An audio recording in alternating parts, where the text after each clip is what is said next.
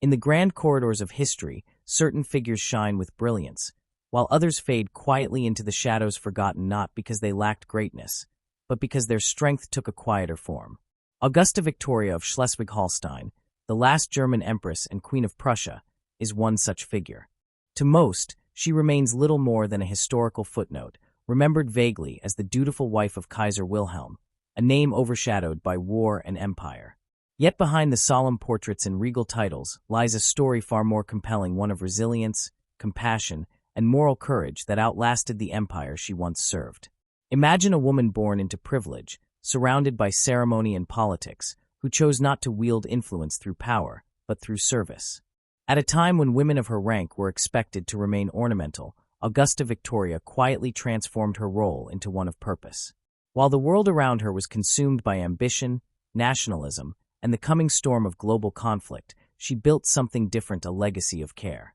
Her vision of organized compassion gave birth to hospitals, nursing schools, orphanages, and welfare programs that reached far beyond royal circles. She became a guardian of the sick and the poor, a steady presence amid chaos. And yet, when the empire fell and the Kaiser fled, history turned the page without her.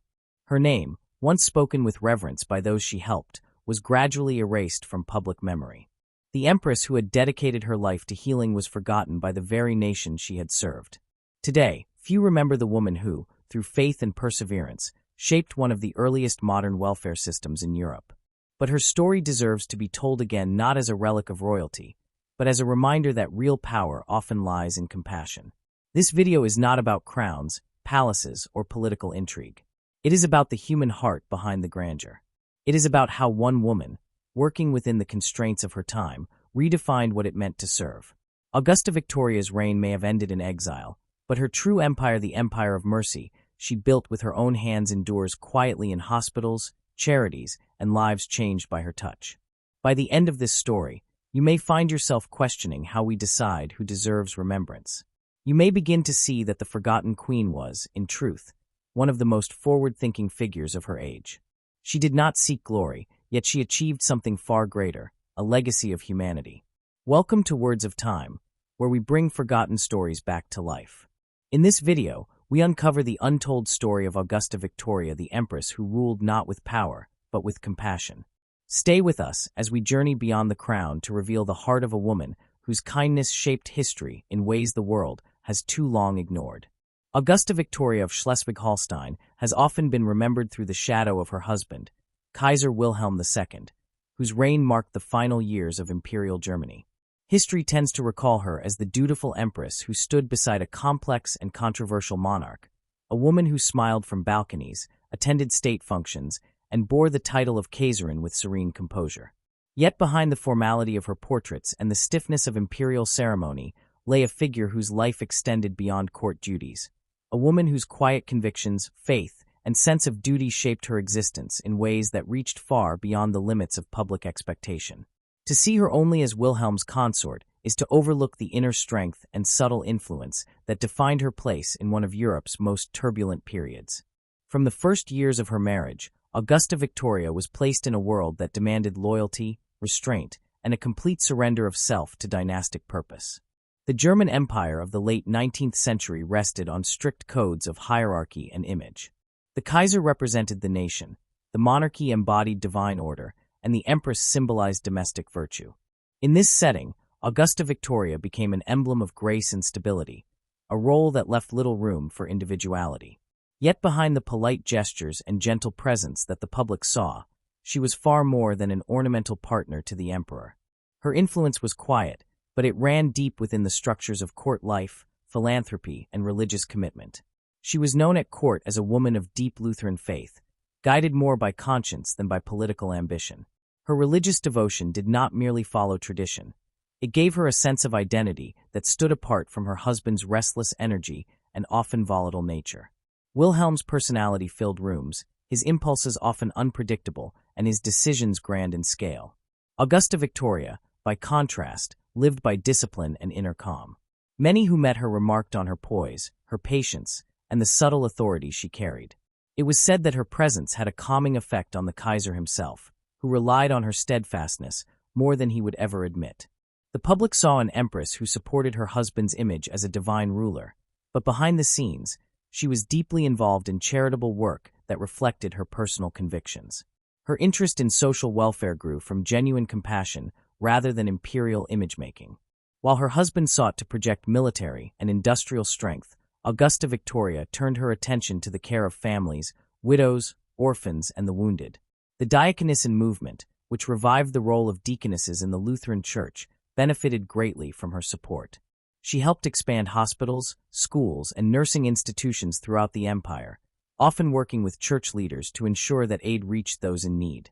These activities may appear conventional for a royal woman of her era, but Augusta Victoria's approach was distinct. She viewed charity not as an extension of royal duty, but as a moral obligation, grounded in her belief that service to others was service to God. In private letters and recorded statements, she emphasized humility and faithfulness as the foundations of meaningful life. Her religious convictions shaped her public work, but it also gave her strength in the private sphere, where she faced challenges that rarely reached the surface of public life. Life beside Wilhelm demanded constant endurance. His unpredictable moods and deep insecurities often placed strain on their marriage. Yet Augusta Victoria's loyalty never wavered. Those close to the imperial family observed that she was one of the few people able to calm the emperor during his outbursts. She rarely contradicted him publicly, but in quiet moments she could temper his decisions or steer his attention toward less destructive paths. Her method was not confrontation but gentle persuasion, appealing to his sense of divine duty and his need for moral validation. In this way, she became not only his partner, but also his stabilizing force. Court life offered little privacy. The imperial household functioned under rigid ceremonial rules, with every action measured for its political and symbolic weight. Yet Augusta Victoria managed to cultivate spaces of quietness where she could be herself. Her private chapel became one such refuge, a place where she prayed daily and often alone. Here she could escape the noise of politics, the endless processions, and the scrutiny of courtiers. Faith, for her, was not a display but an intimate necessity. In these moments of stillness, she found the strength to continue performing her public role with dignity. Beyond faith, Augusta Victoria found solace in family life.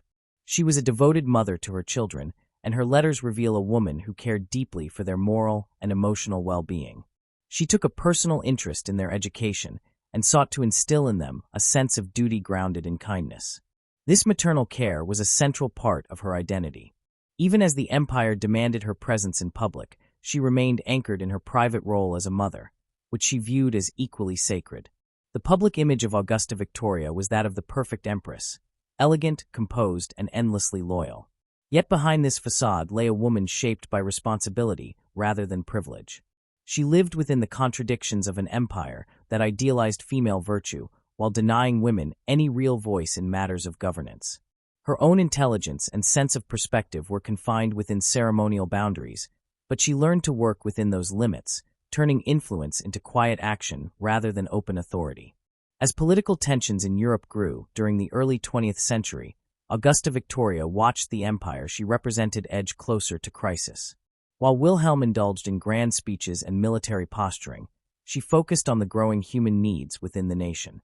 During the years leading to the Great War, her charitable institutions expanded their reach, offering care to families of soldiers and the poor in industrial cities. Her hospitals became centers of relief once the war began, and her presence among nurses and patients symbolized compassion amid chaos. She was known to visit the wounded, speaking with them in simple and sincere language, offering comfort that came from faith rather than politics. This aspect of her life, often overshadowed by the dramatic course of the war, reveals a woman whose strength was measured not in authority but in endurance.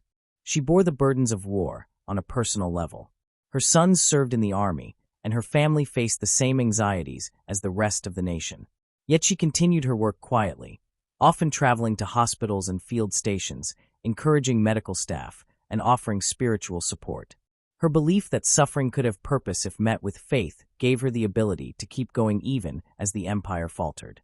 When the war ended and the monarchy collapsed, Augusta Victoria's world changed completely. She followed Wilhelm into exile, first to the Netherlands, leaving behind the palaces, the court, and the structured life she had known for decades. For many, this marked the end of her public identity. Yet it was in these years of loss and withdrawal that her true character became even more apparent. In exile, stripped of titles and ceremony, she remained composed and faithful. Her letters from this period reflect neither bitterness nor resentment, but acceptance and quiet resilience. She saw the downfall of the empire not as a personal tragedy, but as part of a divine plan beyond human control. In the seclusion of Doorn, where Wilhelm lived under Dutch protection, Augusta Victoria continued to play her familiar role as the emotional anchor of the household.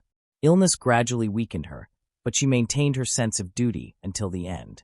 Visitors noted her calm spirit and unbroken dignity, even as her health declined. For her, exile was not merely a loss of status, but a final test of faith.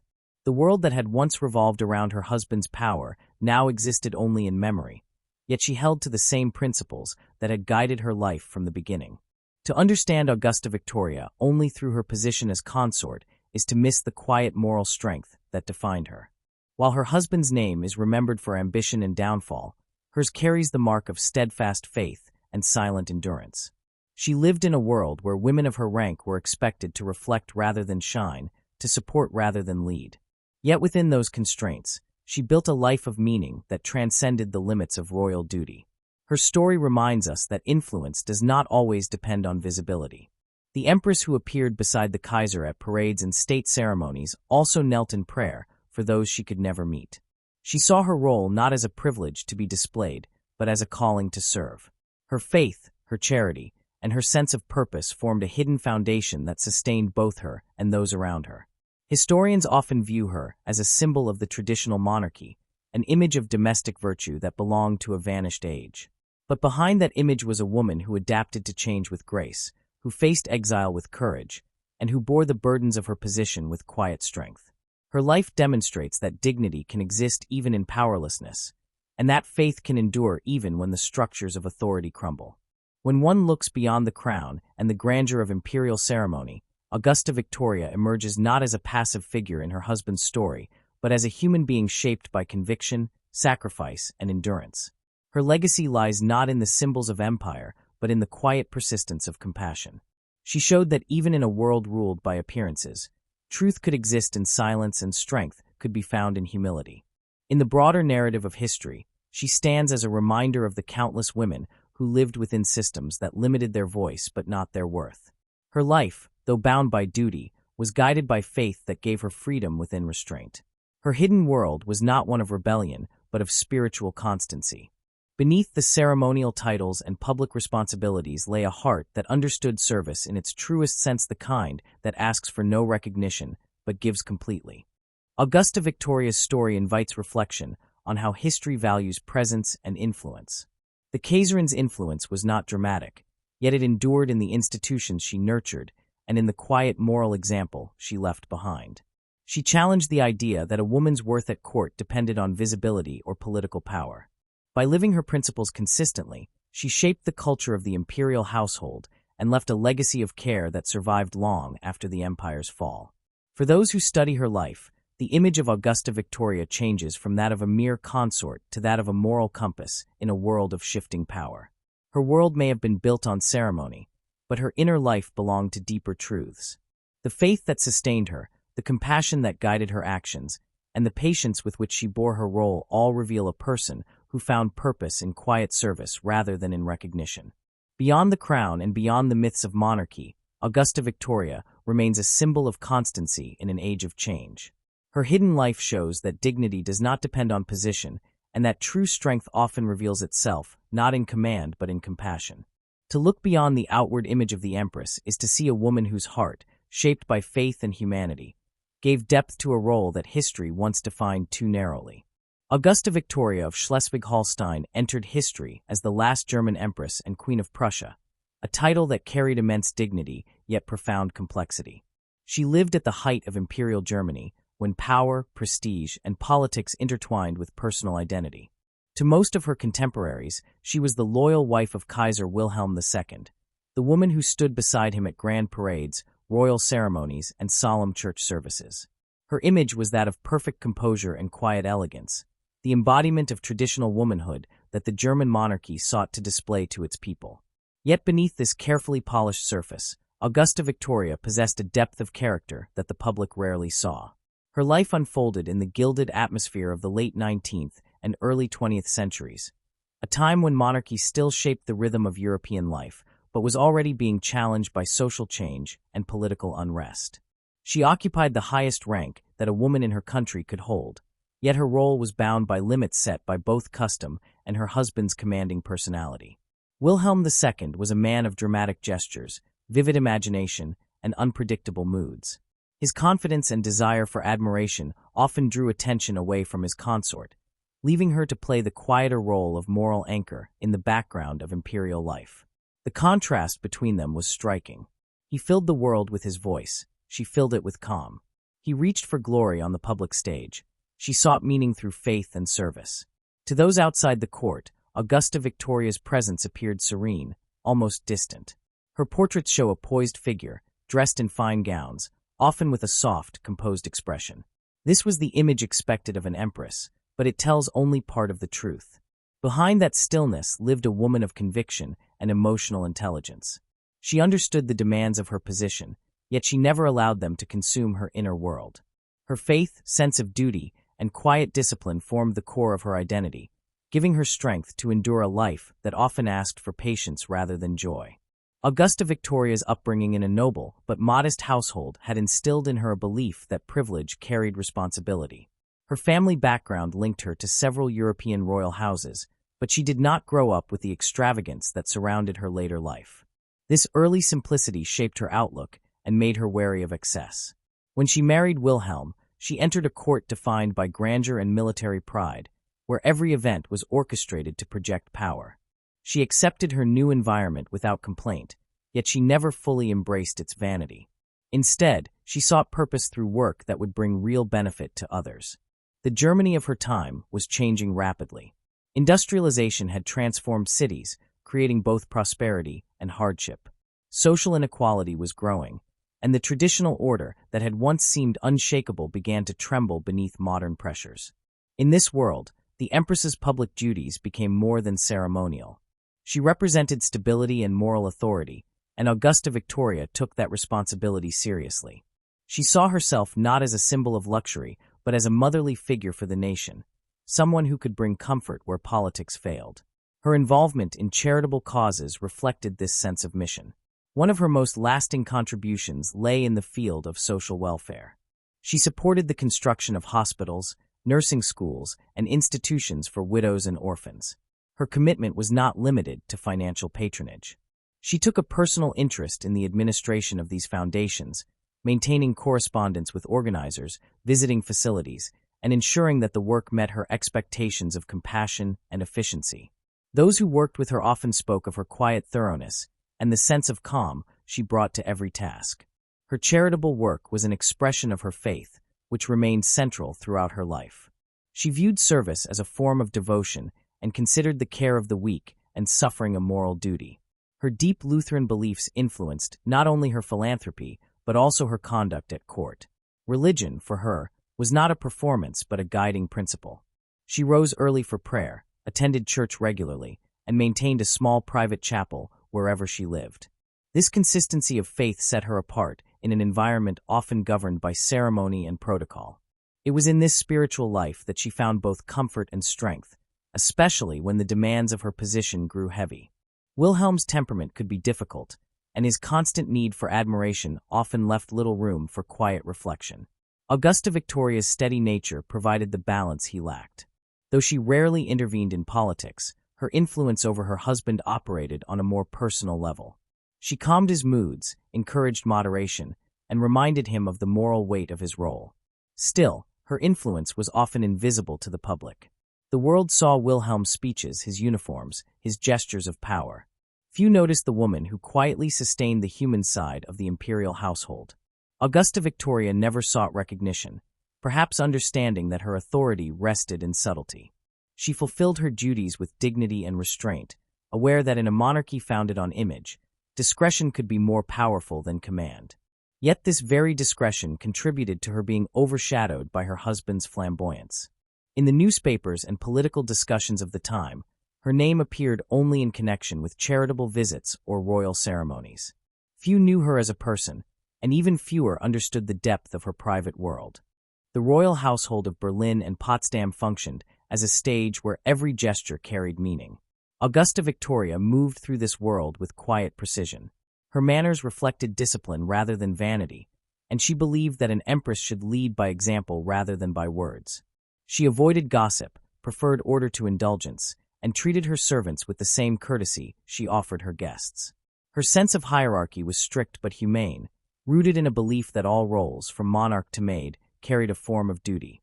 Those who knew her privately described a woman of warmth and kindness, though reserved by nature. Her children adored her, but also respected her firmness. She insisted on moral upbringing, teaching them that faith and responsibility outweighed privilege. Her letters to her sons and daughters reveal affection tempered with guidance, showing that she saw motherhood as a sacred trust. Even within the grandeur of palaces, she tried to preserve a sense of normal family life, arranging shared meals, simple recreations, and times for reflection. She believed that the health of the nation began with the integrity of the family, a view that shaped her domestic as well as her public conduct. As the 20th century dawned, the empire faced rising tensions both at home and abroad. The world of royal courts and divine monarchies began to look fragile beside the forces of modern politics. Wilhelm's foreign policy, marked by ambition and misjudgment, placed increasing strain on Germany's relations with other powers. Augusta Victoria could not change the course of history, but she observed the growing anxiety with quiet concern. Her focus remained on the moral welfare of the nation. When war eventually broke out, she faced it not with pride but with a heavy heart. During the Great War, the Empress became a familiar figure in hospitals and convalescent homes. She visited the wounded, spoke with nurses, and comforted grieving families. Her presence brought a sense of calm and continuity at a time when the world seemed to unravel. To her, this was not political duty but spiritual obligation. She believed that compassion could still exist amid destruction. Her public appearances during the war were less about imperial image and more about human connection. Soldiers wrote home describing how her gentle manner lifted their spirits. Her actions during those years showed that she viewed service as an extension of faith, not as a performance of loyalty. Yet the war also marked the beginning of the end for the monarchy. As the empire fell apart, Augusta Victoria's calm dignity remained one of its last symbols of grace.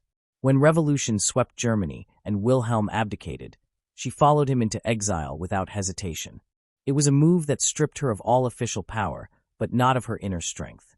Away from palaces and ceremonies, she returned to the simplicity that had once shaped her youth. Life in exile was quiet, marked by illness and reflection, but she continued to embody the same qualities that had guided her through years of empire faith, patience, and quiet resilience. In these later years, Augusta Victoria became a figure of quiet endurance rather than tragedy. She faced the collapse of everything familiar with acceptance rather than despair. Her letters from exile reflect no anger toward those who overthrew the monarchy. Instead, they express sorrow for the suffering of the German people and gratitude for the small comforts that remained. Her concern for others persisted even when she herself was weak. Visitors to her home in the Netherlands found her surrounded by simplicity, still maintaining her habits of prayer and gentle conversation. The outward grandeur was gone, but the inner grace remained. History often remembers rulers by their power, but Augusta Victoria's legacy rests on something quieter and more enduring. She showed that dignity could exist even without authority and that service could outlast status. Her reign as Empress ended with the fall of the German Empire, yet her influence continued through the charitable institutions she had founded and the moral example she had set. The hospitals and nursing schools she supported carried her name long after her death, a sign that her vision of care had become part of the nation's conscience. To describe Augusta Victoria simply as Wilhelm's wife is to overlook the qualities that made her more than a consort. She was the moral center of a court defined by pride, a woman who gave substance to ideals that her husband often only proclaimed. Her strength lay not in power but in steadiness. Through faith, compassion, and duty, she provided the empire with a form of moral balance that history has too often ignored. In the light of her story, the title of Empress takes on a different meaning. It was not the crown or the ceremony that defined her, but the quiet constancy with which she lived her values. Her composure, once mistaken for passivity, now appears as the expression of deep moral discipline. She lived in an age that valued appearance, yet her legacy endures because it was built on substance. The woman behind the imperial image was more than an accessory to her husband's ambitions. She was a figure of conscience in a world losing its sense of moral direction. When the pageantry fades and the politics of empire recede into history, Augusta Victoria's life still speaks of faith, duty, and endurance. Her calm dignity, often overshadowed by Wilhelm's intensity, stands today as a reminder that strength does not always announce itself with grandeur. Sometimes it reveals itself in silence, in steadfast loyalty, and in the quiet acts of care that sustain others. She may have been the last German empress, but her influence transcended the fall of the throne. She embodied the spirit of a woman who, in the midst of a world built on spectacle, lived by conviction and grace. Augusta Victoria's story, when seen through the lens of time, invites a reconsideration of what it meant to be royal. She was not a political force, nor did she seek to be one. Her realm was moral rather than administrative, spiritual rather than material. She shaped the image of monarchy not through speeches or decrees, but through a daily commitment to faith and compassion. Her life, framed by ceremony but filled with humanity, stands as a bridge between two worlds: the old order of divine kingship and the emerging modern age that valued individual conscience. Even now, long after the empires of Europe have faded, her memory carries a quiet lesson. The grandeur of crowns and titles may pass, but the strength of character remains. In Augusta Victoria, history finds not merely the image of a queen but the substance of a woman who lived her duty with humility and purpose. She was, indeed, more than a Kaiser's wife. She was the calm in the storm of empire, the quiet heart behind its fading glory, and the enduring symbol of grace in an age that too often mistook display for greatness. Behind the quiet grace that defined Augusta Victoria's public image lay a depth of character that few truly understood. She had lived her life beneath the weight of ceremony, her gestures measured and her words chosen with care. Yet beneath that controlled exterior existed a woman of strong conviction, emotional insight, and quiet influence. Those who observed her from a distance saw the regal figure of the German empress, always dignified and serene. Those who knew her more closely discovered a mind guided by reason, a heart grounded in faith, and a will far stronger than her calm manner revealed. In the rigid structure of imperial life, where appearance mattered as much as action, Augusta Victoria learned to shape her own form of power, one that did not rely on command but on constancy. Her influence reached beyond policy and politics, working instead through moral example and subtle persuasion. She had no official voice in government and did not attempt to exercise one, but her presence shaped the tone of the court and affected those who came within her circle. She believed that order and compassion were not opposites but complements, and she carried that belief into every aspect of her life. The empire in which she lived was one of spectacle, built on the image of strength and divine authority. Wilhelm embodied that spirit in its most restless form, full of grand ideas and emotional outbursts. Augusta Victoria balanced him with patience and quiet steadiness. Her influence on him was not overt but continuous, often invisible to the public eye. She could calm his temper when few others dared to speak. She knew when to remain silent and when to remind him of duty.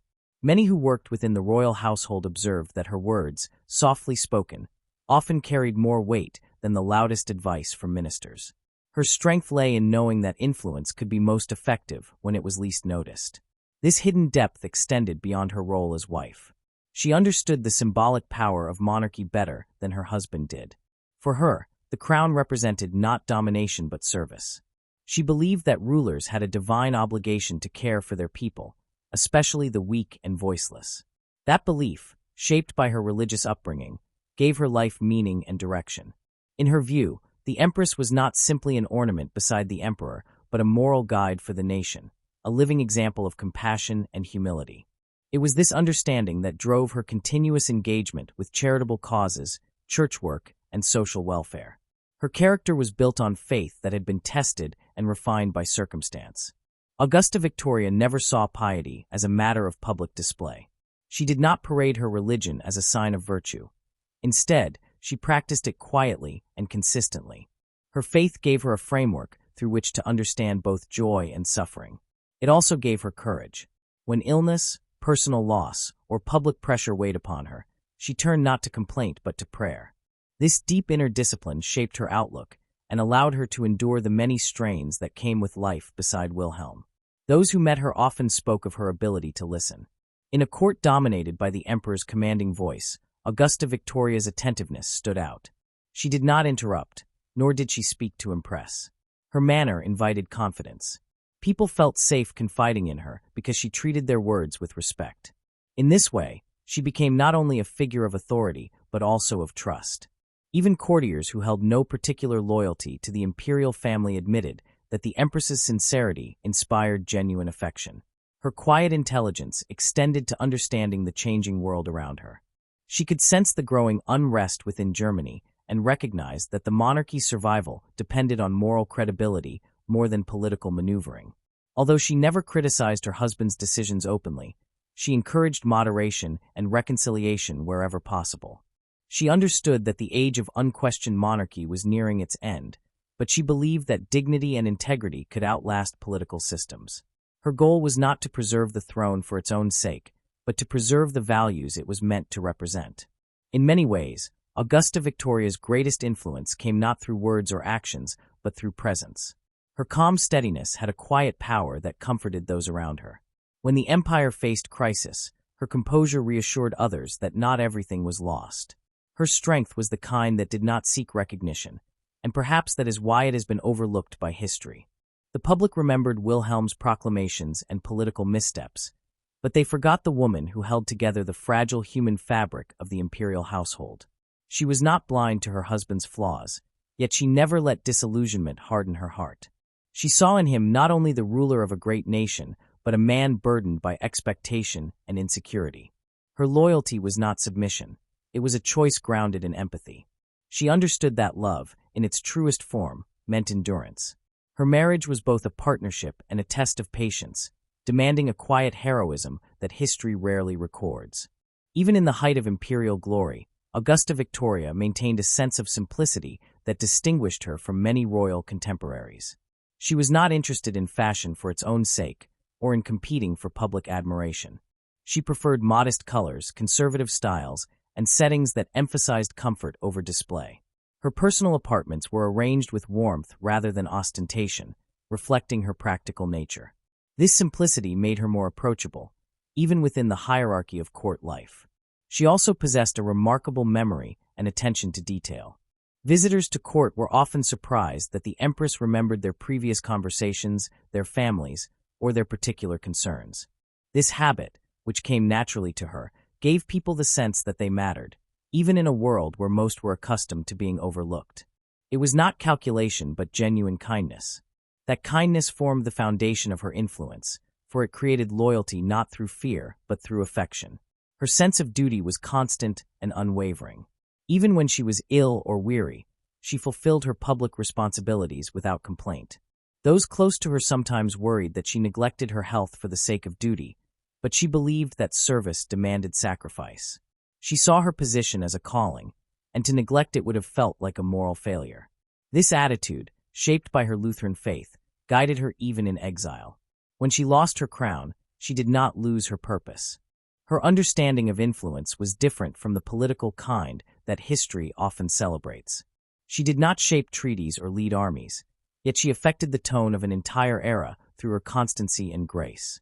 Her presence softened the sharp edges of imperial authority, lending humanity to a system often defined by formality. Those who encountered her were reminded that behind the power of the throne stood individuals capable of compassion. The full measure of Augusta Victoria's influence is difficult to trace because it operated through quiet channels. She did not seek to leave a legacy in her name, yet she left one in spirit. The institutions she supported continued to serve the public long after her death, and her example influenced a generation of women who saw in her a model of dignity within restraint. She showed that leadership could take the form of steadfast kindness, that moral strength could coexist with humility. To look at her life only through the lens of royal ceremony is to miss the remarkable depth that lay beneath. She lived according to principles that outlasted the empire itself. Her patience, faith, and compassion formed a quiet resistance against the vanity and instability of the age. Even when her world crumbled, she did not abandon the values that defined her. Her hidden strength, unrecognized by many during her lifetime, proved more enduring than the grandeur that once surrounded her. Augusta Victoria's story reminds us that history often overlooks the quiet forms of greatness. Power that shouts may fill the record books, but power that endures often speaks in whispers. She possessed that quieter form of influence, shaping her world through integrity rather than command. Beneath the titles and formalities, she lived with purpose, conviction, and depth that transcended her role. It is in that unseen strength that her true significance lies, the depth of a woman who carried grace through turmoil, faith through doubt, and compassion through the decline of an empire. Augusta Victoria's quiet strength found its most enduring expression in her devotion to social welfare. While her public image remained tied to the duties of an empress, her deeper purpose unfolded in the institutions she created and the compassion she extended to those far beyond the palace walls. Her philanthropy was not a mere reflection of royal obligation or a gesture of social fashion.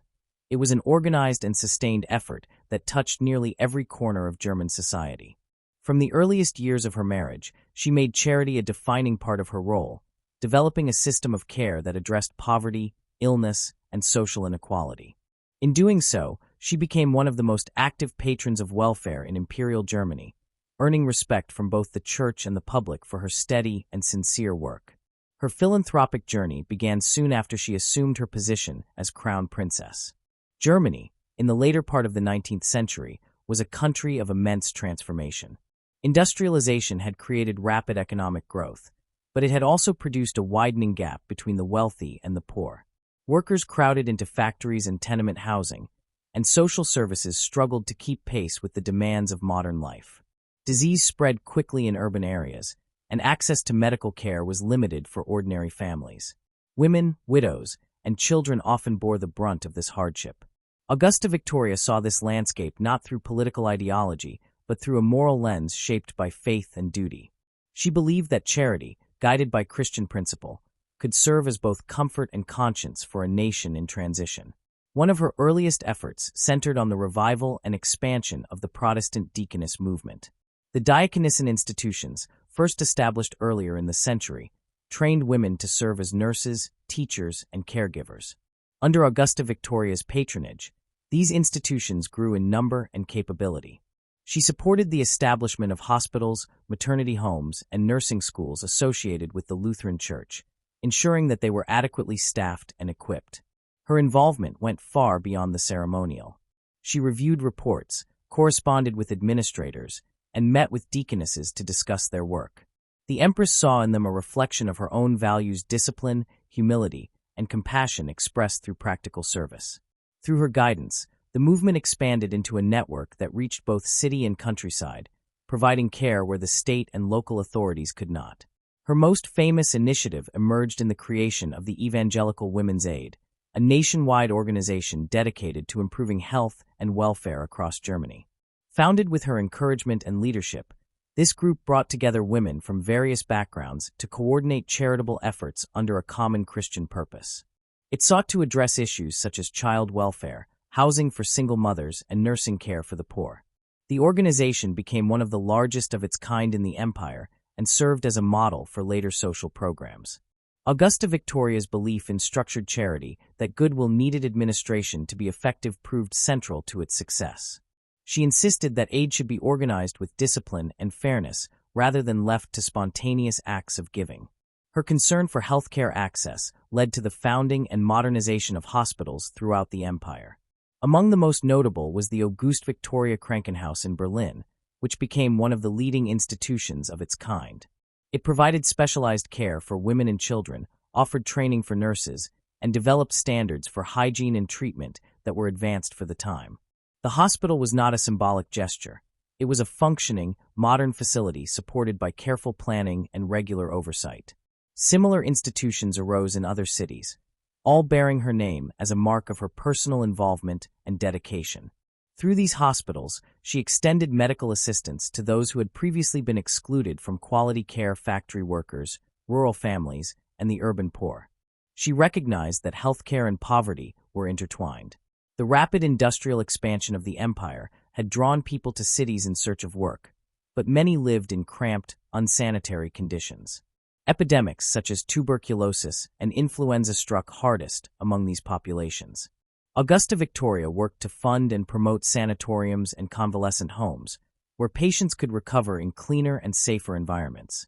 These facilities, often located in the countryside, provided not only medical care but also education about hygiene and prevention. By encouraging a more scientific approach to public health while grounding it in moral concern, she bridged the gap between charity and early social medicine. Education also occupied a central place in her philanthropic outlook. She believed that moral and intellectual development were essential for social stability. Her support for schools, particularly those for girls and orphans, reflected a progressive understanding of women's potential within the boundaries of her era. She did not advocate for political feminism, yet she championed the idea that women's education was vital for the moral and spiritual strength of the nation. The institutions she helped establish provided training in teaching, nursing, and domestic management, enabling women to achieve independence through service. In this, she extended the reach of charity beyond immediate relief and into the creation of opportunity. Her charitable activities were deeply rooted in faith, but never narrow in focus. She saw no contradiction between piety and practicality. While her projects were primarily associated with the Protestant Church, their benefits reached people of all backgrounds. Her philosophy of service was shaped by the belief that compassion should transcend class and creed. This inclusive spirit helped her maintain widespread respect even among groups who might otherwise have been critical of the monarchy. She had no interest in turning philanthropy into a political tool. For her, charity was sacred work, not an instrument of influence.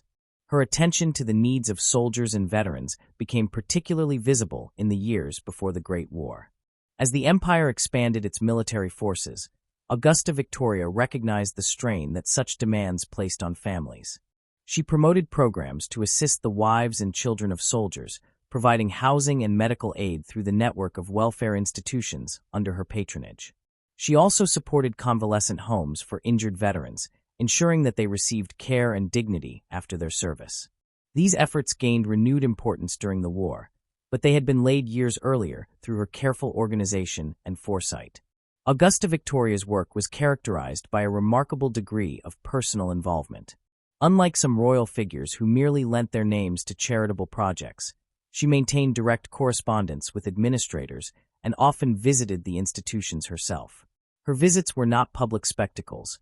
She preferred them quiet and focused. Reports from hospital staff and church leaders describe her as attentive and well-informed, asking detailed questions about funding, staffing, and patient care. Her practical interest gave encouragement to those who worked under her patronage and ensured that her projects achieved real results.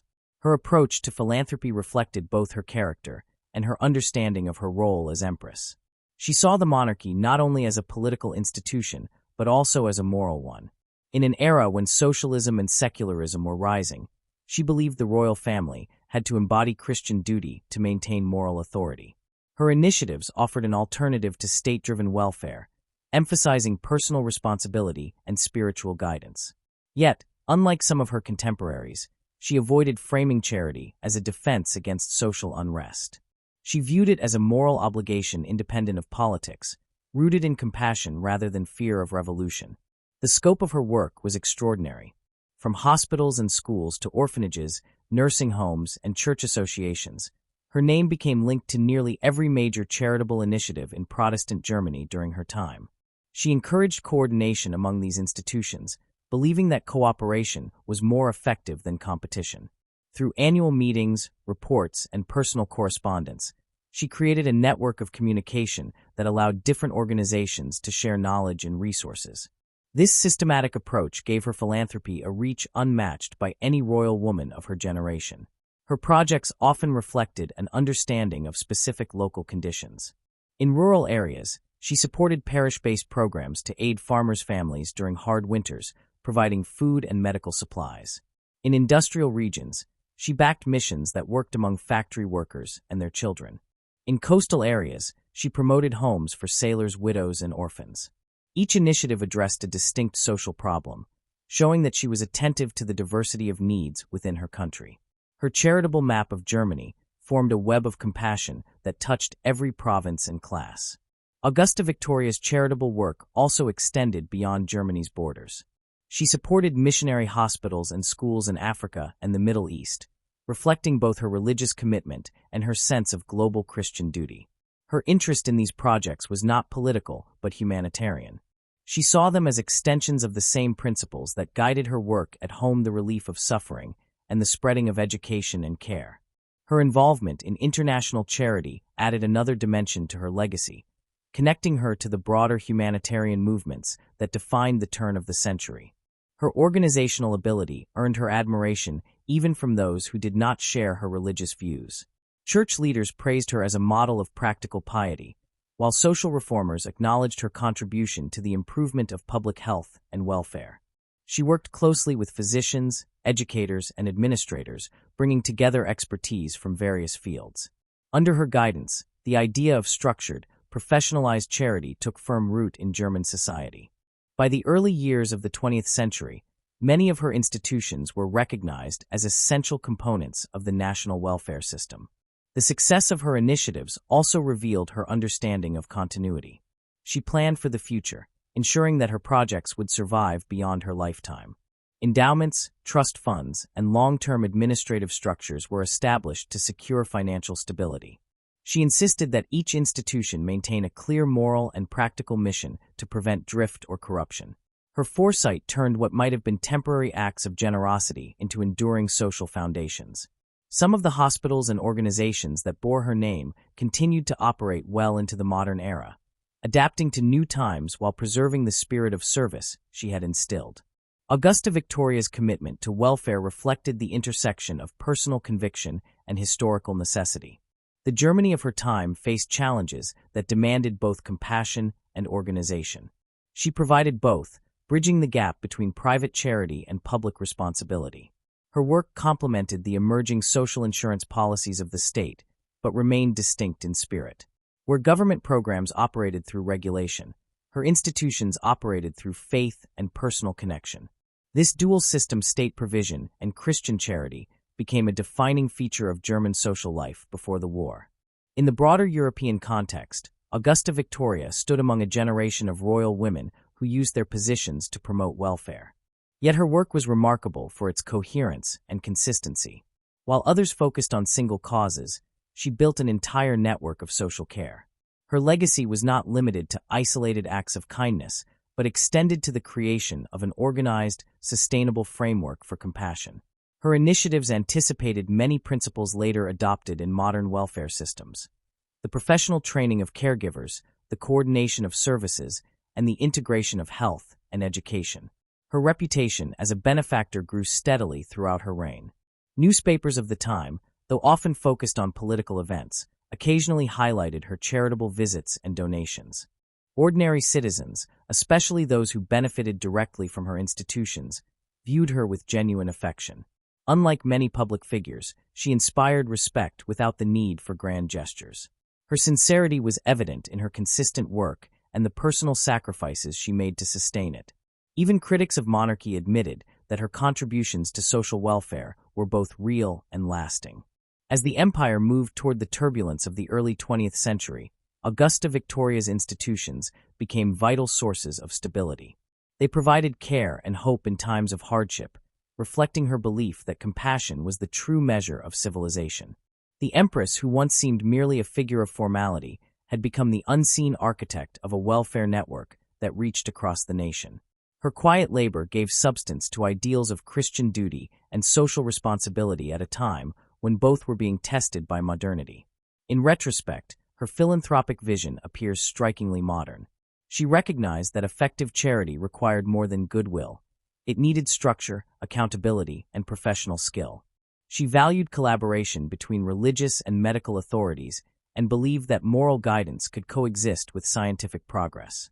Her approach helped shape the early culture of organized social work in Germany. Many of the nurses and caregivers trained in her institutions went on to become leaders in the field, carrying her principles into the next generation. Augusta Victoria's charitable legacy was not born of ambition but of faith. She saw in the suffering of others a call to action, not pity. Her projects were not displays of royal generosity, but manifestations of personal conviction. In every hospital wing, every schoolroom, and every home for the poor that bore her name, she left a trace of her belief that service was the highest form of duty. The empire over which she once reigned would vanish, but the spirit of her work endured, woven into the social fabric she helped to strengthen. Through her early and sustained efforts, Augusta Victoria transformed the idea of royal charity from symbolic benevolence into an organized force for good. She addressed the pressing social issues of her time: poverty, illness, and inequality with a sense of purpose that combined faith with foresight. Her legacy stands as a testament to the quiet power of compassion, structured by discipline and guided by moral clarity. She may have been overshadowed in life by the grandeur of her husband's reign, but in the realm of human welfare, she built an empire of her own, one founded not on conquest or ambition, but on care. Augusta Victoria's devotion to service did not falter when the calm of peace gave way to the storm of war. The Great War tested every ideal she had worked to uphold, pushing her compassion, endurance, and faith into uncharted depths. The network of care she had built in years of peace became a lifeline in a country burdened by suffering. Her years of quiet organization and practical foresight proved essential as Germany entered a conflict that would redefine the limits of human endurance. The war, which began with pride and confidence, soon consumed every aspect of life, from the front lines to the hearth. Amid the chaos, Augusta Victoria stood firm, her steady compassion guiding her actions as she transformed her charitable institutions into engines of relief for soldiers, nurses, and civilians alike. When the first months of war unfolded, Augusta Victoria moved swiftly to adapt her charitable network to the nation's new needs. Hospitals that had once treated the poor and sick were converted to care for the wounded. The Empress, drawing on her long experience in hospital administration, coordinated with the Red Cross and military medical authorities to ensure that facilities were adequately supplied and staffed. Under her supervision, the Augusta Victoria hospitals became military hospitals, where soldiers received both medical treatment and the sense of dignity she always insisted upon. The nursing schools she had supported now sent trained women to serve at the front or in field hospitals, expanding the reach of care beyond Germany's cities and into the war zone itself. These early measures reflected not only her organizational ability, but also her refusal to allow despair or confusion to dictate her actions. Augusta Victoria understood that war would bring not only physical wounds, but also social collapse. As the men went to battle, women and children faced growing hardship at home. Prices rose, shortages spread, and families were left without income or security. The Empress responded by reorganizing the Evangelical Women's Aid, which had been one of her greatest pre-war achievements. Under her leadership, it shifted its focus from long-term development to immediate relief. Committees were established in every major city to distribute food, clothing, and medical supplies to families of soldiers. The Empress insisted that aid be delivered with dignity and fairness, avoiding favoritism or waste. She saw in these women's committees a moral anchor for a society under strain, reminding them that charity was both a duty and a comfort. Her compassion was most visible in her attention to the wounded soldiers who returned from the front. She made frequent visits to hospitals, speaking with the injured and the dying, often accompanied only by a small entourage. She asked not about victories or politics, but about pain, recovery, and family. Her presence, calm and genuine, left a lasting impression on the men who met her. For many soldiers, the sight of the Empress sitting beside their beds symbolized a bond between the throne and the people that went deeper than words. She wrote personal notes to families who had lost sons or husbands, expressing sympathy in simple, heartfelt language. In an era when public figures often maintained distance, her humanity was unmistakable. As the war dragged on and the number of casualties grew, Augusta Victoria's institutions were stretched to their limits. Yet she never allowed fatigue or despair to take hold. She encouraged the deaconesses and nurses who served under her patronage, visiting their stations and offering moral support. She understood the toll their work took on their minds and bodies and urged them to find strength in faith and service. Her understanding of duty was not abstract. It was deeply personal. She often said that caring for the wounded was an act of both mercy and gratitude, a way to honor those who bore the burdens of war. The Empress also worked to coordinate the efforts of various charitable and medical organizations. Her role became one of unifying and sustaining an increasingly complex network of support. She liaised with the Army's medical corps, local parishes, and civic institutions, ensuring that supplies and manpower were directed where they were most needed. This collaboration reflected her long-standing belief that compassion should be systematic rather than spontaneous. Under her direction, Hospitals avoided duplication of effort, and the limited resources of a war economy were managed with discipline. Her attention to detail was remarkable. Reports indicate that she read through medical inventories, reviewed plans for hospital expansion, and even intervened to secure better conditions for patients and staff. Her devotion to welfare extended beyond hospitals and into the everyday struggles of civilians. The Empress recognized early that hunger would become one of the greatest threats to morale. She promoted the establishment of community kitchens and food distribution centers, especially in urban areas hardest hit by shortages. These programs, supported by her Evangelical Women's Aid, provided meals for children and the elderly. She urged local administrators to maintain fairness and transparency in rationing, believing that social justice began with honesty in small matters. Her example inspired similar efforts across the empire, reinforcing a sense of collective responsibility in the face of deprivation. Even in the depths of war, Augusta Victoria never lost sight of the spiritual dimension of care. She saw physical relief as inseparable from moral guidance. She encouraged pastors and chaplains to work closely with nurses and doctors, creating an atmosphere of faith and consolation within hospitals. Religious services were held regularly in wards, offering comfort to soldiers far from home. She also supported the printing and distribution of prayer books, hymnals, and devotional pamphlets for the troops. In her view, the soul needed healing no less than the body, and faith could help sustain courage when medicine failed. This conviction gave her work a unique depth, blending practical compassion with spiritual strength. Her relationship with Kaiser Wilhelm during the war added another layer to her efforts. While he was often consumed by political and military concerns, she remained focused on the human cost of conflict. She did not interfere with strategy, but she used her influence to remind him of the suffering endured by the people. Letters between them reveal her quiet insistence on compassion and restraint. She encouraged him to visit hospitals and to support aid programs, believing that leadership required moral as well as political courage. Though she never challenged his authority, her presence served as a moral compass, tempering the harsher impulses of wartime nationalism. The strain of the conflict weighed heavily on her health, but she refused to reduce her workload. Witnesses described her as visibly tired but unwavering. She often worked late into the night reading reports and correspondence. Her staff urged her to rest, but she insisted that her place was among those who served.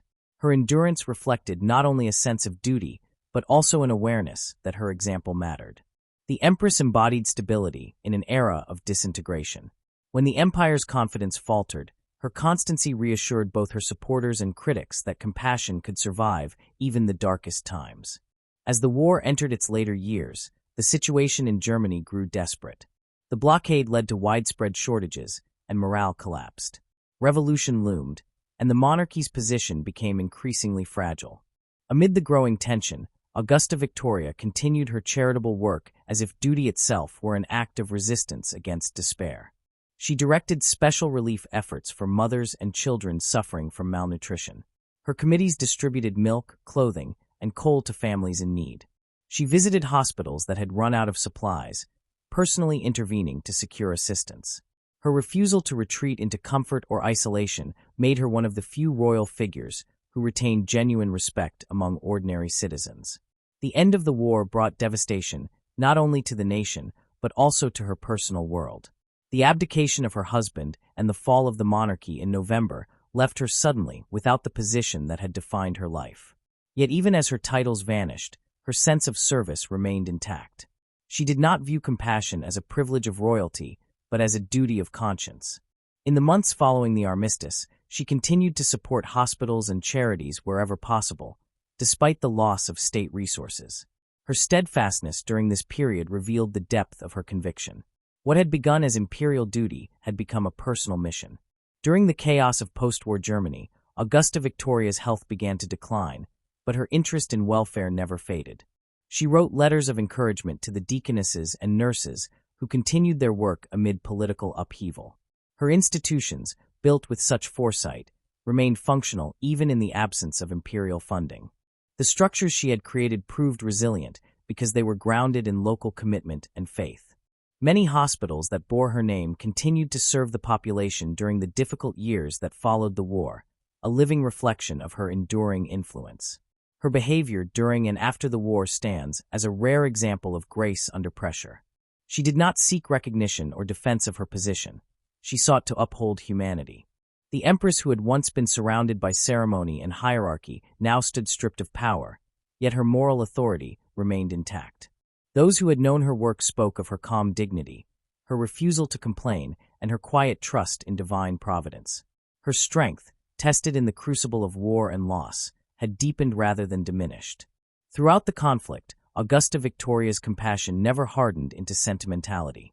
She did not romanticize suffering, nor did she allow grief to paralyze her. Her understanding of compassion was disciplined, shaped by years of experience and a clear sense of purpose. She knew that charity required endurance, and that true service often meant laboring without hope of reward. Her letters and public remarks during the war reveal a tone of steady resolve rather than despair. She reminded those around her that courage consisted not only in battle, but also in the quiet persistence of care. In examining her wartime role, it becomes clear that Augusta Victoria's legacy extended beyond individual acts of kindness. She demonstrated that organized compassion could function even in the midst of national breakdown. The hospitals, kitchens, and welfare committees she directed formed a social infrastructure that outlasted the empire itself. Her emphasis on discipline, cooperation, and moral integrity gave her institutions strength under pressure. They provided stability when political systems crumbled, proving that the foundations of mercy can withstand even the shocks of war. Her example also influenced the evolution of social work in Germany. Many of the women who served in her organizations went on to become leaders in post-war relief efforts. They carried forward her principles of professional training, moral responsibility, and non-political service. In this way, her wartime compassion contributed to the rebuilding of civil society after the collapse of imperial authority. Her insistence that charity should be structured and enduring found new relevance in a world struggling to recover from catastrophe. For Augusta Victoria herself, the war represented both fulfillment and sorrow. It tested the institutions she had built and the ideals she had cherished, proving their worth even as it destroyed the world that had sustained them. Her resilience during those years revealed a woman of remarkable depth, practical, devout, and unbroken. She never sought to interpret the war in political or ideological terms. She saw it as a human tragedy that demanded an equally human response. Her sense of duty did not end with the empire because it had never depended on the crown. It was rooted in something deeper, a faith in service as the truest expression of leadership. In the story of the Great War, Augusta Victoria's name seldom appears beside those of generals or statesmen. Yet her role was essential in sustaining the moral and physical well-being of countless people. She represented the quiet strength that operates behind the scenes, the force that heals rather than conquers. Her compassion, tested in the fires of war, revealed the enduring power of empathy guided by conviction. When the world around her dissolved into turmoil, she stood firm not with proclamations or demands, but with action and care. By the end of the war, Augusta Victoria had transformed the meaning of royal service. She had shown that authority could be used not to command but to console, that leadership could be expressed through compassion rather than control. Her steadfast dedication during the darkest years of her country's history remains one of the most profound examples of moral courage in the face of collapse. Her work proved that even amid war and ruin, humanity could endure through the steady hands of those who refused to abandon mercy. Through her resilience, she left a legacy not of empire, but of endurance, a reminder that compassion, when tested by suffering, can become the most powerful act of resistance. Even in the chaos of war and the disintegration of the empire, Augusta Victoria's humanity remained visible not only through her institutions, but through her own actions, which left a lasting impression on those who witnessed them. The accounts that survive from nurses, chaplains, and civilians speak less of a distant sovereign and more of a woman who quietly insisted on doing her duty in person. Her compassion was not confined to policy or organization. It was expressed in the moments when she chose to be present among the suffering, when her words or gestures brought a measure of peace to those enduring fear and pain. These recollections, scattered across letters, diaries, and official reports, reveal the depth of her commitment and the sincerity of her faith. One of the most frequently remembered scenes took place in a Berlin military hospital in the early years of the war. Hundreds of wounded soldiers had arrived from the front, and the wards were overcrowded. Augusta Victoria arrived unannounced, dressed simply, without the heavy symbols of royal rank.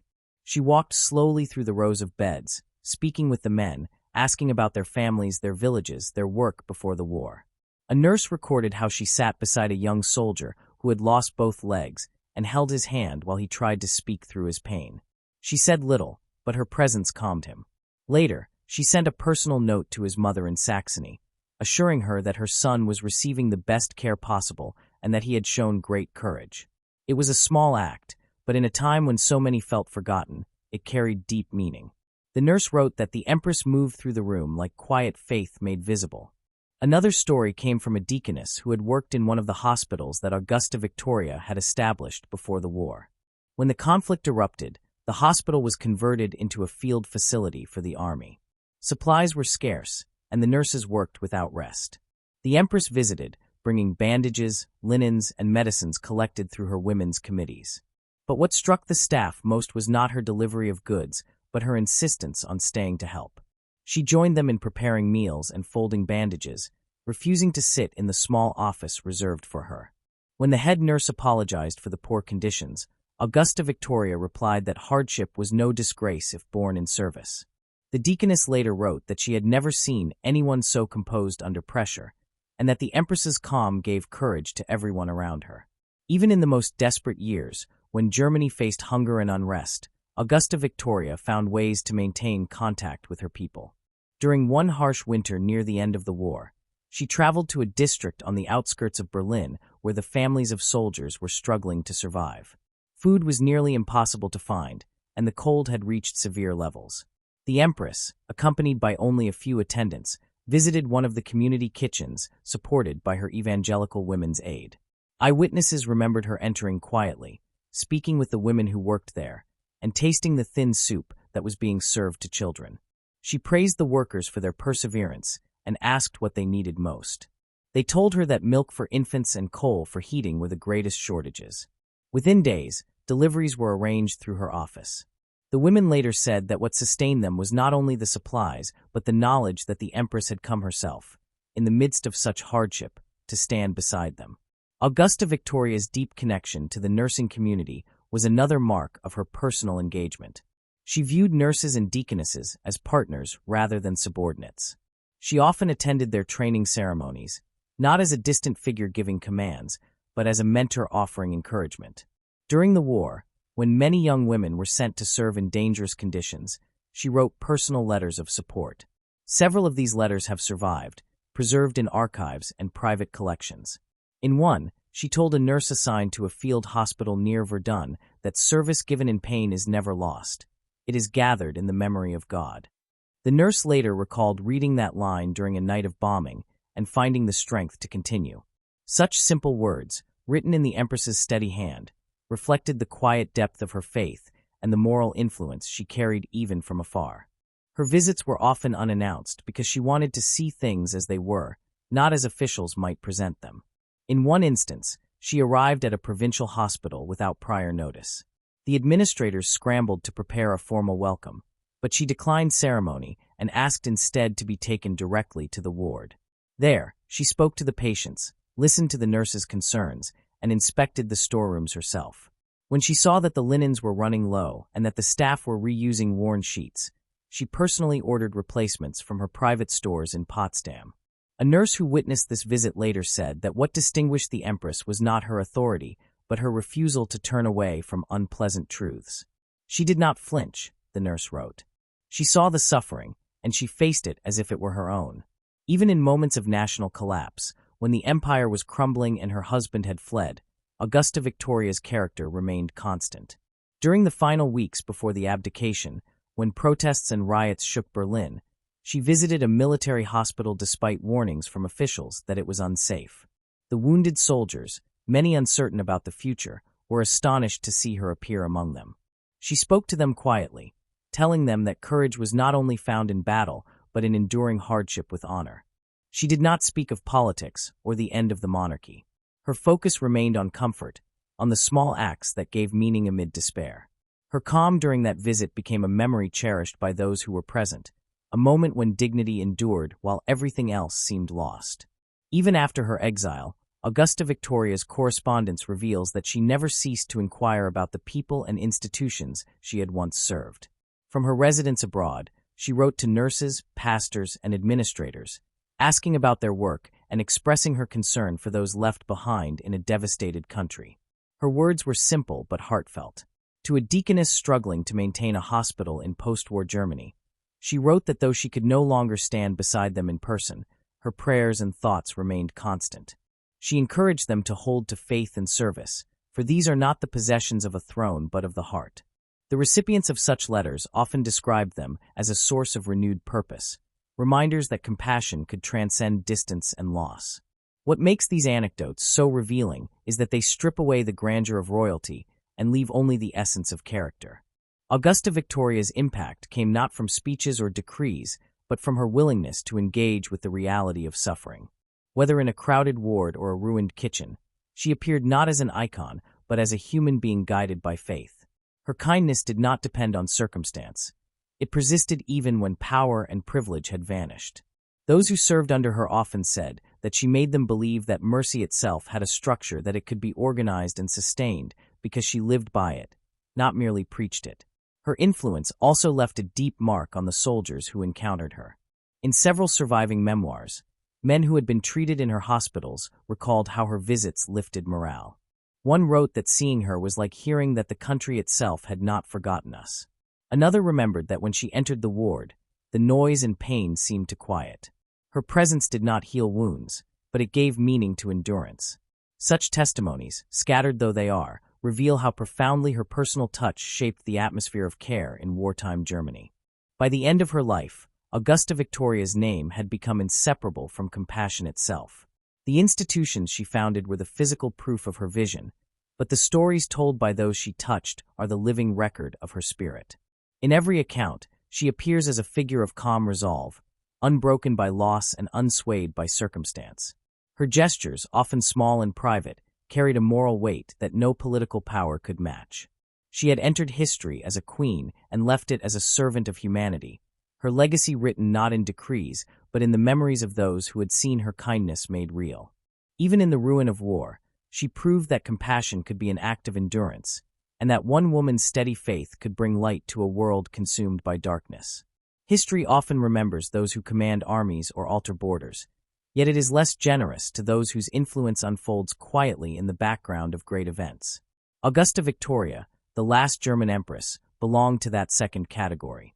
Her life of service, faith, and practical compassion was overshadowed by the louder stories of imperial ambition and political collapse that surrounded her.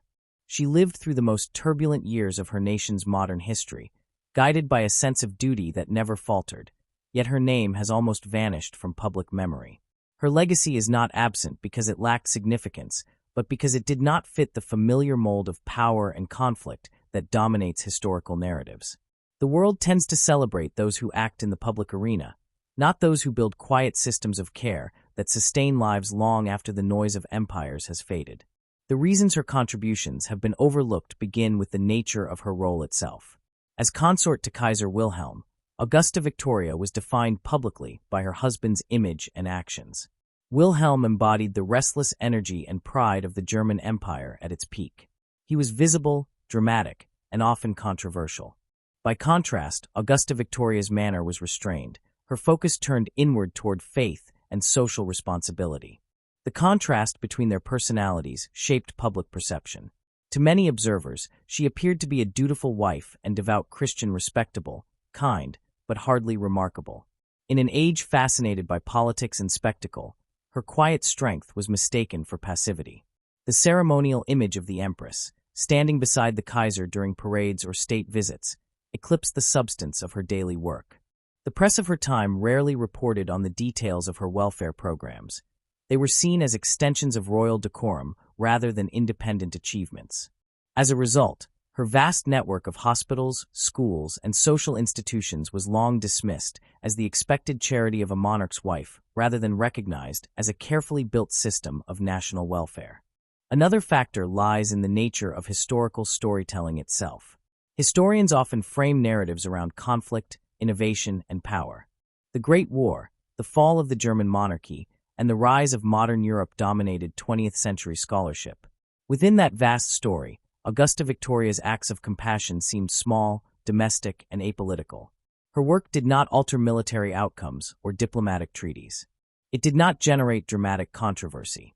Yet its long-term effects reached deeper into the lives of ordinary people than most of the policies debated by her contemporaries.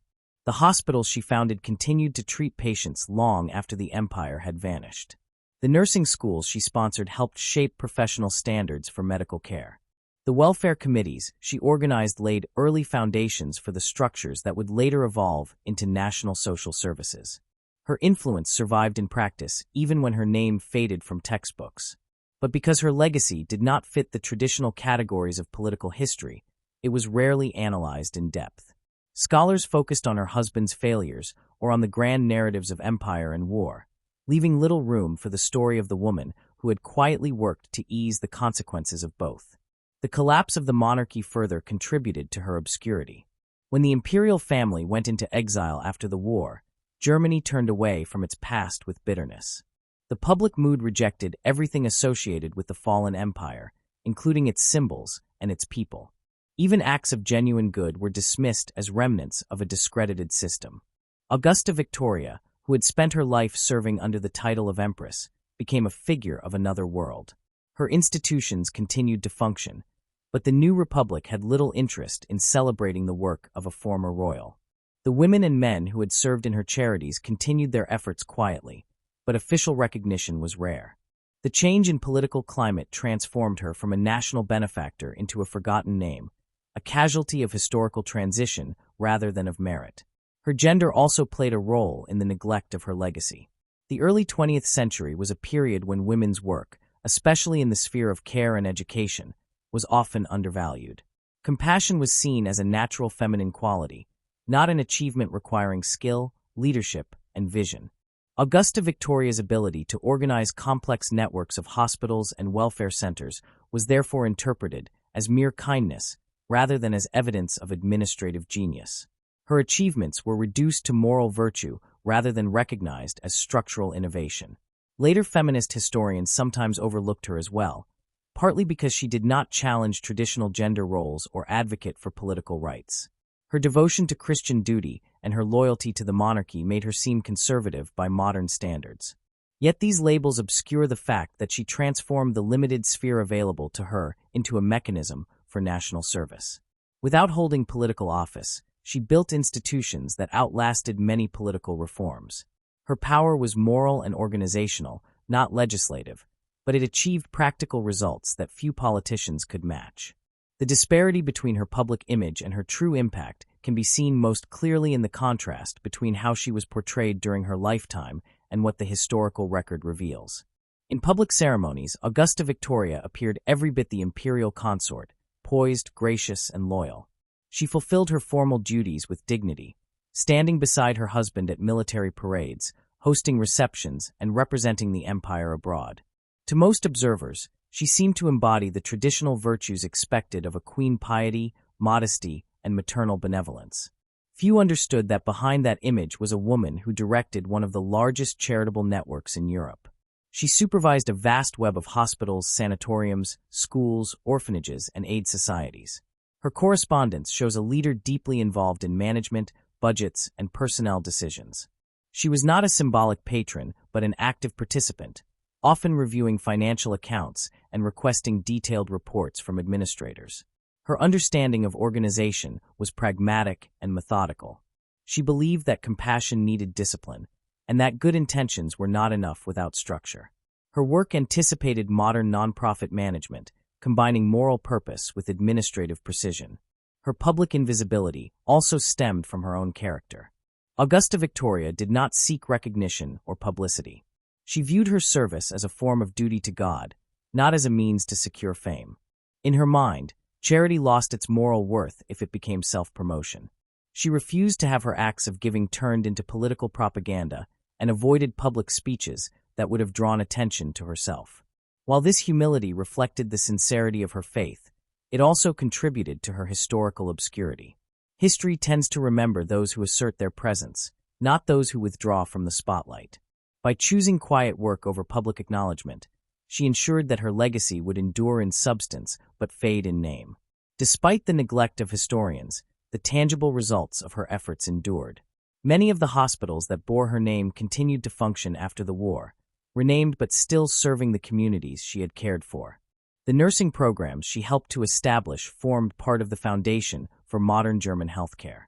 The Evangelical Women's Aid, reorganized under new leadership after the fall of the monarchy, survived into later decades, adapting to the needs of a changing society. Even the principles she emphasized, organization, fairness, and faith in service, remained embedded in the culture of social welfare that developed in Germany during the 20th century.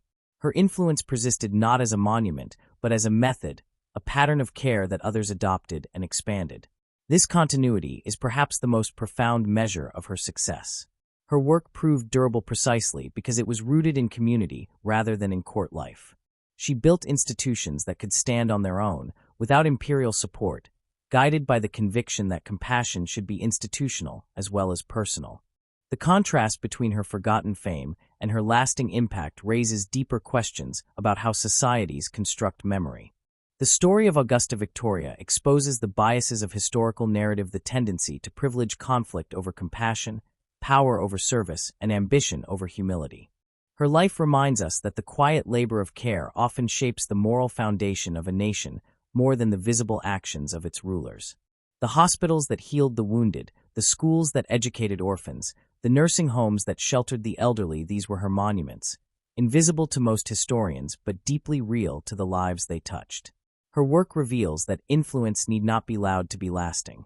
The Empress who never sought glory became a model of endurance and faith, her compassion woven into the social fabric of her country even after her name was erased from its honors. Part of the reason her story has remained obscured lies in the complexity of her era. The fall of the German Empire was followed by decades of turmoil, economic depression, dictatorship, and war that reshaped national identity again and again. Each generation sought new heroes and symbols, while figures from the imperial past were often set aside. Augusta Victoria's legacy, bound to the memory of the old monarchy, was quietly set aside as Germany tried to redefine itself. Her faith-based charities did not fit easily into the secular ideologies that dominated later periods. Yet her ideals, discipline, compassion, and moral responsibility continued to influence the evolution of social service. Her institutions became part of the infrastructure that allowed communities to rebuild after the disasters of the 20th century.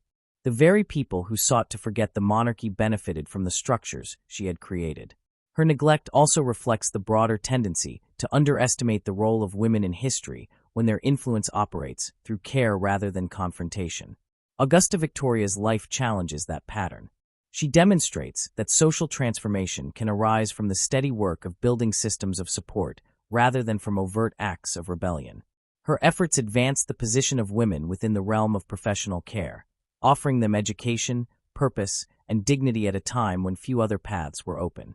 By elevating nursing and welfare work to organized professions, she contributed to the broader movement that expanded women's participation in public life. Her institutions offered women not only employment but also a moral vocation, connecting faith with service in a way that empowered them within the boundaries of their society. Her leadership thus bridged traditional and modern ideals, proving that progress can sometimes come through refinement of duty rather than rejection of it. The moral clarity that guided Augusta Victoria's life also contributed to the durability of her impact. She believed that service required both humility and perseverance, and she embodied those qualities consistently. Even in exile, when her world had collapsed, she continued to write letters of encouragement and to send what aid she could. Her compassion was not conditional on circumstance or title. This constancy gave her work an integrity that outlasted the empire itself. While her husband's legacy became a symbol of imperial failure, hers remained a quiet thread of decency running through the history of a troubled nation. The persistence of her institutions, even under different names, is a form of justice that history has not yet fully acknowledged. Revisiting her life today offers more than a correction of oversight. It invites reflection on how societies remember good. The tendency to equate greatness with visibility blinds us to the significance of those who labor in silence. Augusta Victoria's story suggests that moral leadership may lie not in commanding armies or shaping policies, but in the patient construction of systems that relieve suffering and affirm human dignity. Her model of service stands as a rebuke to the vanity of power and the noise of ambition. She represents a different kind of strength, one rooted in constancy, compassion, and faith in the value of each human life. The deeper we look into the surviving evidence of her work, the more apparent it becomes that Augusta Victoria was not an accessory to history, but an architect of compassion within it. The Empress who appeared gentle and reserved to the public was, in truth, a figure of formidable discipline and foresight. Her approach to charity combined moral conviction with organizational skill, qualities that made her one of the most effective social reformers of her time. The institutions she established reflected a holistic understanding of welfare, health, education, and moral guidance intertwined. She believed that society could only thrive when its weakest members were supported with care and respect.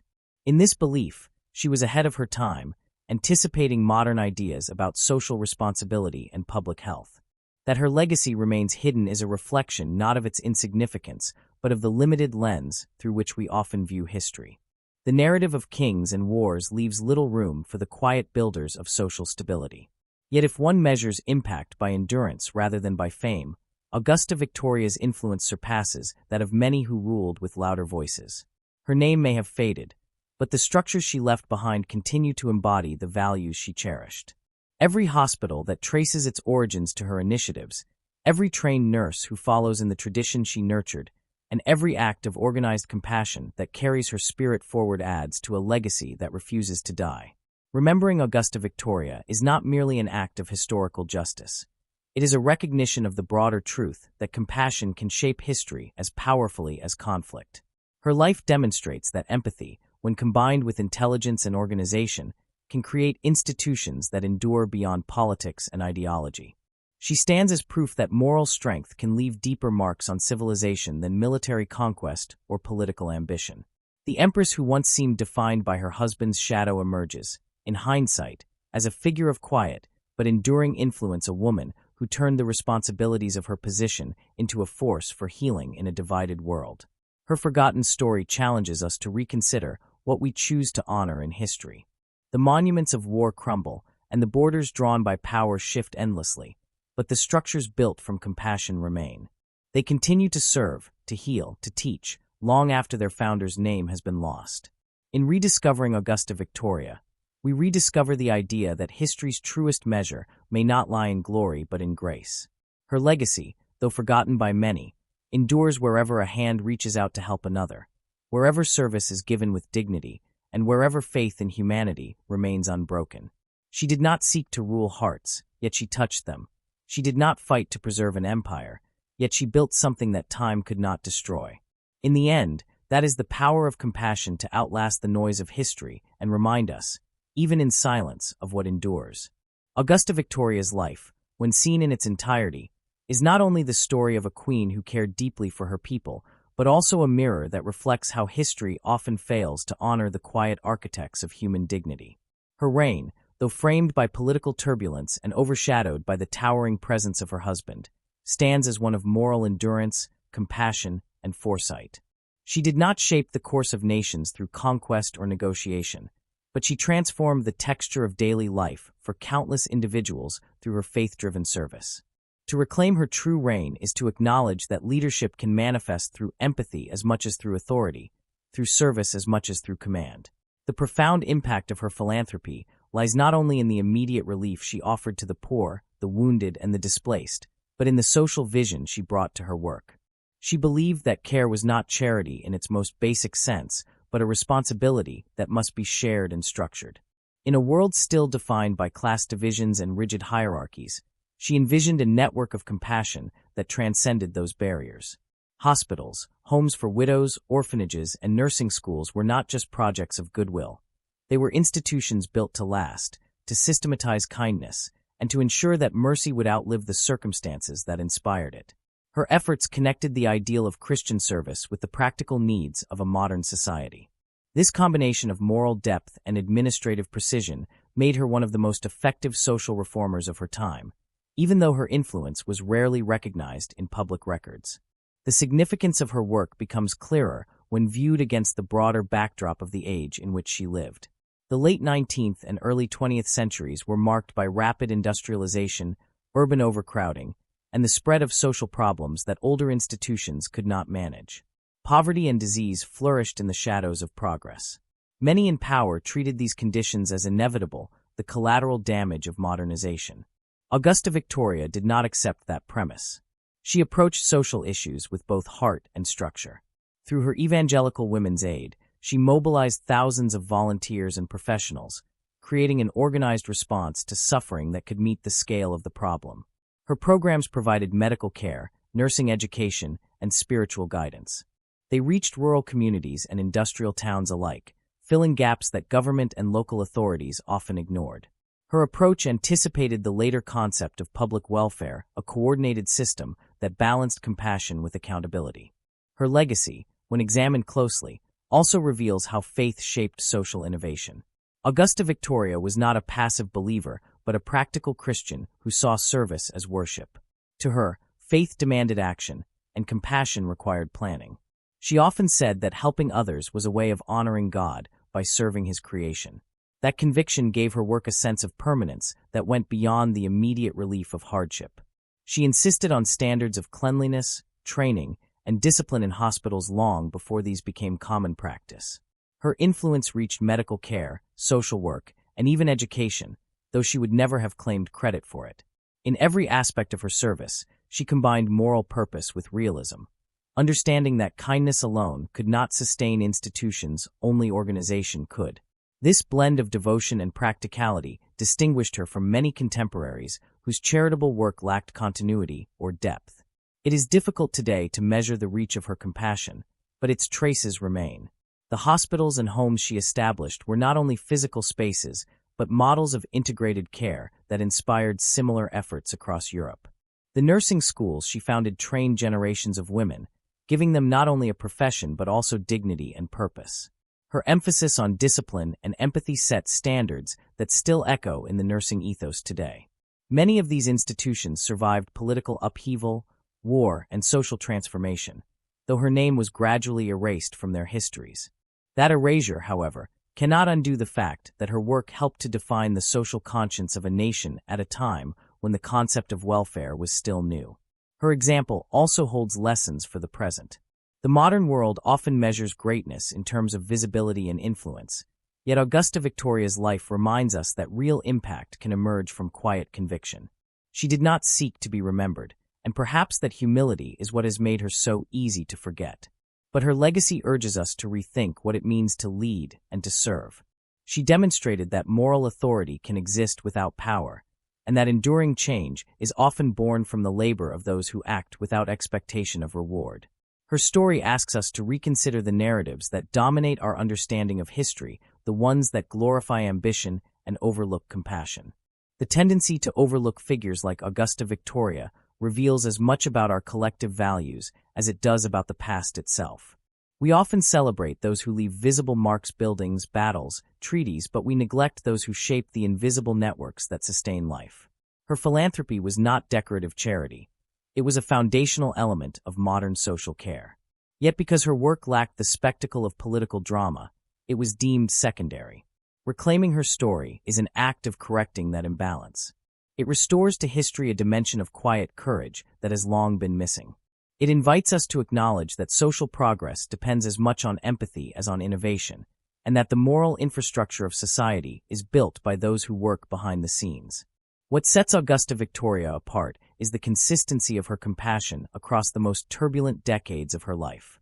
She did not waver in her commitment, even when the empire crumbled and her own life was uprooted. The same principles that guided her in prosperity sustained her in exile. Her letters from her later years reveal neither bitterness nor regret, only continued concern for the sick, the poor, and the displaced. This steadfastness, grounded in faith, makes her legacy even more compelling.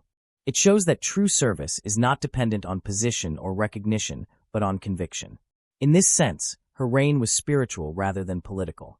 While the emperor's empire ended in defeat, hers endured in the hearts and institutions she had shaped. In reclaiming her true reign, we also rediscover a model of leadership rooted in humility. She led by example, not decree. Her authority came from her willingness to work alongside those she served. She was not afraid of simplicity, nor did she see compassion as weakness. Her life demonstrates that moral influence does not require command, only constancy. This lesson is especially relevant in an age when leadership is often associated with visibility and personal promotion. Augusta Victoria reminds us that the truest leaders are those who elevate others rather than themselves.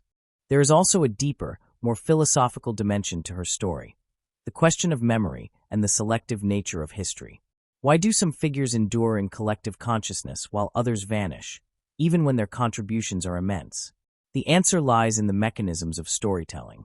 History, like any narrative, depends on what is told and what is left untold. Augusta Victoria's work, because it belonged to the realm of care, was seen as private, feminine, and domestic, the very spheres that historians once considered unworthy of serious attention. Her efforts lacked the drama of conquest or revolution. Yet these quiet domains are where civilization is most deeply shaped. The care of the sick, the education of the young, the relief of the poor, these are the forces that define the moral texture of society. In neglecting such figures, we lose sight of how deeply compassion has guided human progress. The erasure of her legacy also reflects the discomfort many societies have with goodness itself.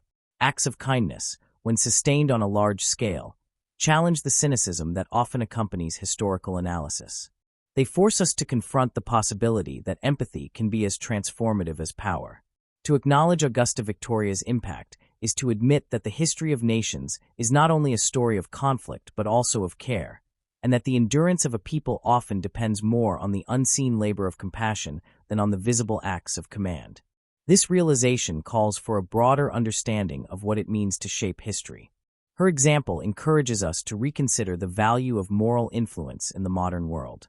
In an age that often prizes speed, competition, and visibility, Augusta Victoria's patience and quiet strength offer a different kind of inspiration.